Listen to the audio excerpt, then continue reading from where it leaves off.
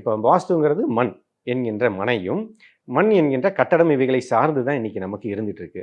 அப்ப அந்த அண்டத்தினுடைய தொடர்பு பிண்டமாகிய பூமிக்கும், பூமி என்கின்ற மண்ணுக்கும், மண்ணாகிய இந்த உடலுக்கும் நேரடியான தொடர்பு இருக்குது. இதை மறுக்கவே முடியாது அப்படிங்கிறத நம்ம தெரிஞ்சுக்கிட்டோம். சரி, இது எப்படி செயல்படுது அப்படின்னு நம்ம பார்த்தோம் அப்படின்னா, எந்த ஒரு செயலுக்குமே ஒரு மறு செயல் உண்டு இல்லவா? நம்ம அப்படிதான் நம்ம சொல்லுவோம். இது எல்லாமே நம்பிக்கையின் அடிப்படையில தான் இன்னைக்கு நமக்கு செயல்படுத்திட்டு இருக்குது.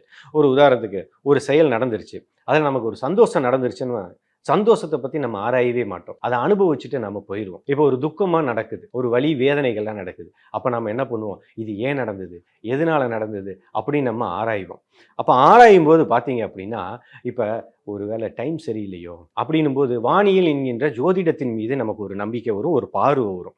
அப்ப அந்த செயல் ஜோதிடத்தின் மீது போகுது. அப்ப அதுவே இன்னொருத்தருக்கு ஒரு சூழ்நிலை இருக்கு. அந்த வீட்டில் இருக்கும்போது நல்லா தான் இருந்தோம், திடீர்னு இந்த வீட்டுக்கு வந்ததுக்கு அப்புறம் இப்படி ஒரு சூழ்நிலை, ஒருவேளை இந்த இடத்துல வாஸ்து பிரச்சனையாக இருக்குமோ அப்படின்னு வாஸ்துவின் மீது அவங்களுடைய பார்வை போக ஆரம்பிச்சு. இன்னொருத்தருக்கு என்ன பண்ணுவாங்க அப்படின்னா, சரி நான் செஞ்ச கர்மாவோ என்னவோ தெரியல, இதெல்லாம் அனுபவிச்சு தான் ஆக வேண்டியது அப்படின்னு அவருடைய பார்வை கர்மாவை நோக்கி செயல்பட ஆரம்பிக்கும். ஒருத்தர் இருக்கிறார், எதையுமே நம்ப மாட்டார், எது நடக்குதோ நான் அதை ஏத்துக்கிட்டு போய்க்கிறேன் அப்படின்னு சொல்லி, இப்படி 4 விதமாக ஒரு மனிதருடைய வாழ்வியல் இங்க வாழ்க்கையாக வாழ்ந்துட்டு இருக்குது. இது முழுக்க முழுக்க நம்பிக்கையின் அடிப்படையிலேயே செயல்பட்டு இருக்கு.